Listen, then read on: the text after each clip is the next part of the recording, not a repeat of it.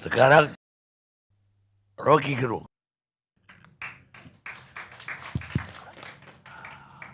Ya, Roy Suryo dia udah dapat MBG belum tuh? Karena dia masih anak SMA tuh. Oke. Yang kita pertengkarkan dalam 2 hari ini bukan lagi berkas perkara, tapi gelagat dari perkara ini. Berkasnya ada. Begitu ada istilah orang kuat, berkasnya pindah pada gelagat. Kira-kira kemana arahnya tuh? Jadi ngapain mempersoalkan lagi berkas itu?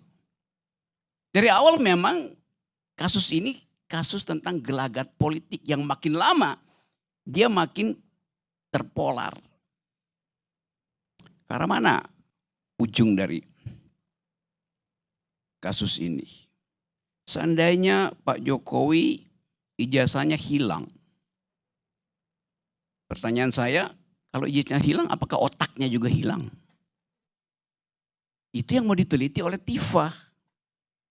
Supaya tidak ada pembuktian bahwa otak orang itu hanya tergantung pada ijazahnya.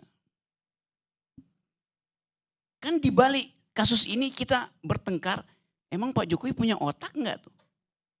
Kalau dibuktikan secara sosiologi, secara psikologi bahwa Pak Jokowi berpikir runtut, reasoningnya bagus, kalkulasinya efektif, orang gak akan persoalin.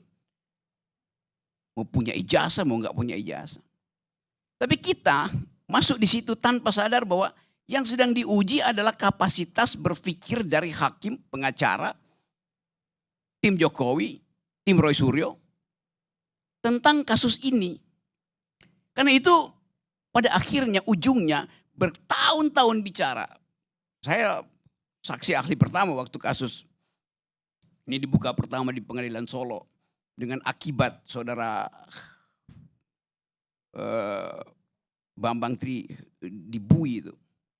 Dari awal saya menganggap bahwa ini akan berakhir pada tema gelagat politik. Dan benar akhirnya hari ini. Orang bertanya, orang kuatnya siapa?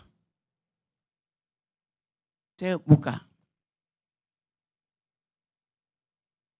misteri ini. Orang kuatnya dibalik penangguhan penahanan Roy dan Tifa, orang kuatnya adalah Joko Widodo. Yang menghendaki mereka ditangguhkan adalah Joko Widodo. Lalu orang tanya, lu tahu dari mana, Rok? Kan semua gak ada yang tahu kan? Maka saya bisa sok tahu. Justru karena orang gak tahu, saya bisa sok tahu.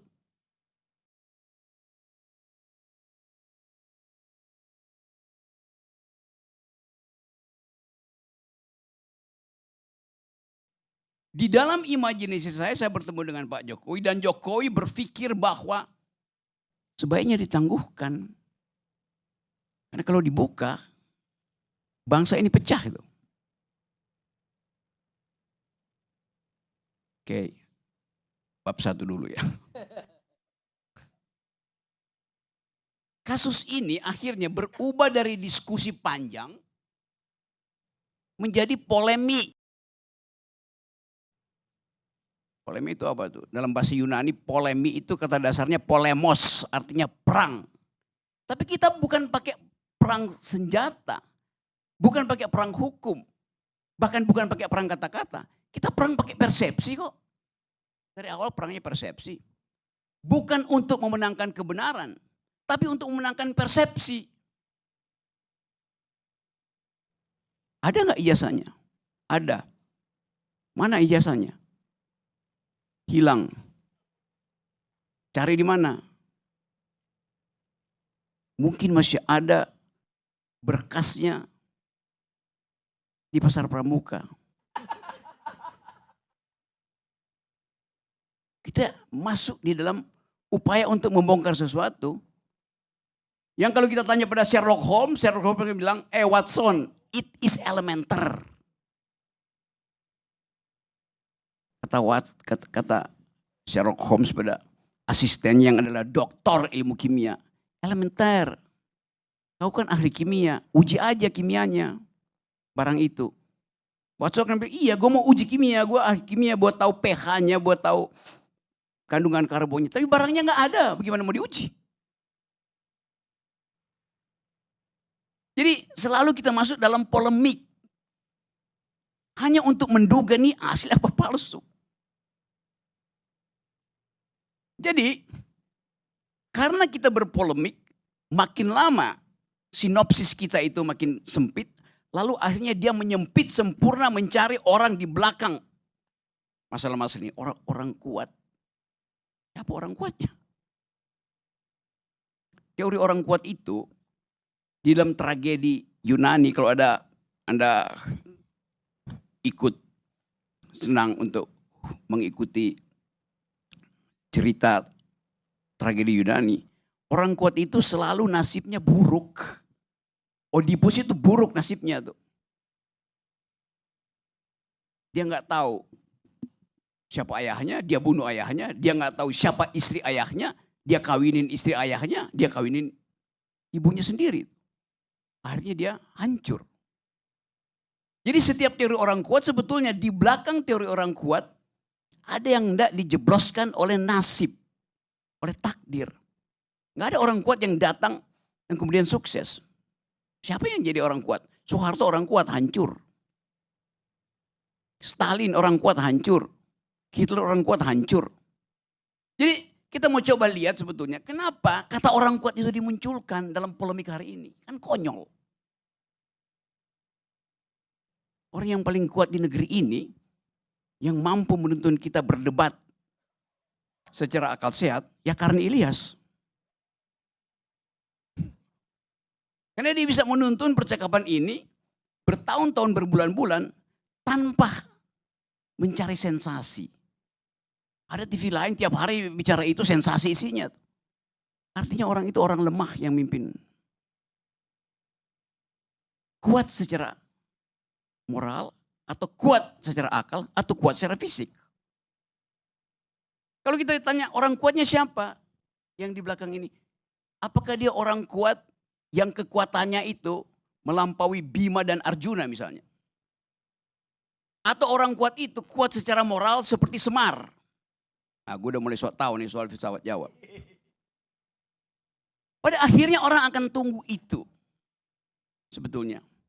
Jadi dalam percakapan yang akan datang, kita masih akan menyaksikan polemik akan berlangsung. Dan betul, Astiadi tadi, ya mungkin 20 tahun baru selesai soal ini kan. Atau soal ini diselesaikan di bulan November nanti, setelah 2 tahun Presiden Prabowo, lalu terjadi polemik, Prabowo masih mau meneruskan enggak negeri ini ketika dolar itu udah 25.000. Itu bisa kita hitung.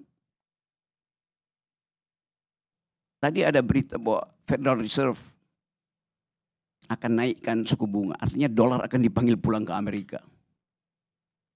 Pada saat yang sama orang berharap oke, silakan dolar pulang. Karena nggak ada soal tuh. Rupiah itu masih bisa dipakai kok. Intervensi masih dilakukan. Tetapi kalau Hormuz nggak dibuka, impactnya langsung ke dapur mak-mak. Berhenti kasus Jokowi ijazah palsu. Mama merasa bahwa mau palsu nggak palsu. Yang penting dapur berasap. Polemik ini juga akan nyasar ke situ. Jadi variabelnya begitu banyak. Tapi udah masuk ke dalam sistem hukum pengadilan. Ya ikuti aja. Tetapi kalau misalnya Pak Jokowi menang di pengadilan, apakah dia menang di hati rakyat?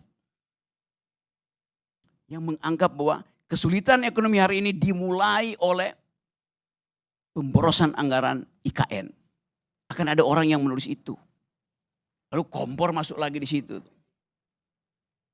Jadi kita coba teduhkan sementara akal sehat kita. Supaya gelora kita untuk marah,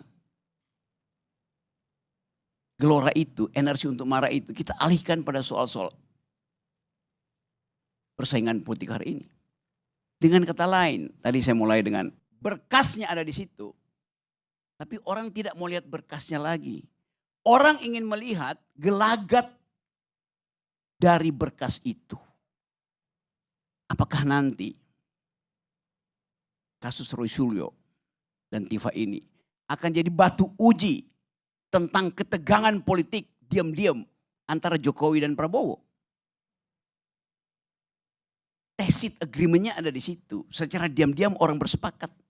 Memang itu ujiannya. Kenapa? Aturannya dilanggar. Apa itu pelanggaran? Yang kita bicarain tadi. Harusnya ditahan. Kenapa dibebaskan? Pertanyaan politik ada di situ terus. Jadi sekali lagi buat saya, tetap kita ingin saksikan ini sebagai polemik. Tetapi ada batas pada bangsa ini. Polemik tentang apakah Bung Karno pengkhianat atau bukan. Apakah Bung Karno terlibat PKI atau bukan. Apakah Pak Harto itu agen CIA atau bukan. Semua itu adalah polemik. Yang akhirnya kita akan cari siapa orang kuat yang mengasuh terus polemik ini. Di dalam perwayangan ada orang kuat namanya Bima. Dia sangat kuat. Dia bahkan bisa membelah gunung. Dia bisa beredar ke semua sudut negeri. Karena dia lahir dari angin. Ngidar kemana-mana. Tapi orang kuat yang namanya Bima punya kelemahan. Dia emosional. Ada Kresna. Yang tertib berpikirnya tuh. Mampu untuk mengolah argumen, untuk mencari hal yang tidak terucapkan, disembunyikan dalam polemik. Bima lambang dari otot, Kresna lambang dari akal. Tapi debat, perseteruan antara Kurawa dan Pandawa diakhiri oleh kebijakan seorang gendut perutnya yang namanya Semar. Semar bilang begini, demi keutuhan, saya mengalah supaya kebenaran menang. Terima kasih.